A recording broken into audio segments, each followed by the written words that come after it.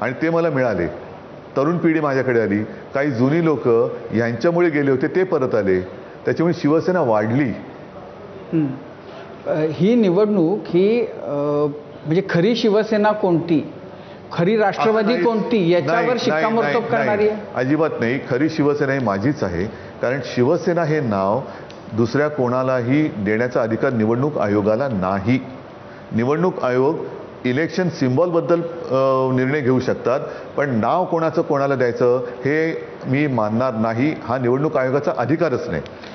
त्याच्यामुळे उद्या जर का मी निवडणूक आयोगाचं जसं भाषण बोलतो, त्यांचं नाव काय असेल ते असेल आणि त्याला म्हणले धोंड्या, मी ठेवलं त्याचं नाव धोंड्या. पण असं की शिवसेना जसं काँग्रेस, मग राष्ट्रवादी काँग्रेस, समाजवादी काँग्रेस, इंदिरा काँग्रेस, अनेक काँग्रेस आहेत, तसं जर आता असं होत असेल की शिवसेना, मग ही शिवसेना ती शिवसेना, शिवसेना त्यांचा मिंदे गट असेल, मिंदे गट असेल ना.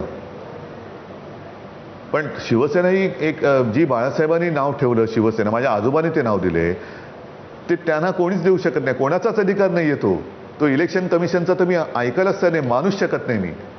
पण या निवडणुकीमध्ये आता शेवटी असं आहे की हा सगळा त्याचा निकाल जनतेच्या दरबारात, जनतेच्या कोर्टात आहे.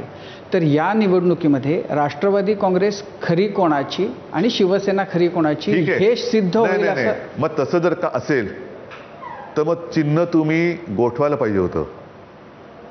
नवीन चिन्ह जसं आम्ही घेतलं मशाल, ती आज घराघरात पोचले. म्हणजे हाच तर अन्याय आहे ना. म्हणून मी म्हणतो की मिंदेनी तर जाहीर सांगितलेलं की ते मोदी आणि शहाना धन्यवाद देत आहेत की त्यांनी नाव आणि चिन्ह त्यांना दिलं. म्हणजे हा दरोडेखोरांचे सरदार कोण आहेत हे मिंदेनी कबूल केलं. आता मिंदेना माझं आव्हान आहे, तुम्ही माझ्या वडिलांचा फोटो वापरताय, हिंदू हृदय सम्राटांचा, तुम्ही माझं नाव वापरताय, तुम्ही चिन्ह वापरताय, कसले तुम्ही मर्द आणि ह्याच्यामध्ये कसलं आलंय खरे खोटेपणा. म्हणजे असा कोणता तरी चोर तुमच्या चॅनलने कधी बातमी दिली का की असा कोणतरी चोर की ज्यांनी चोरी केले आणि तो चोरीचा माल उघडपणाने घेऊन फिरतोय की बघा राजीवजी मी तुमचं पाकिट मारलं, आता हे पाकिट माझं, असं आलंय का? हे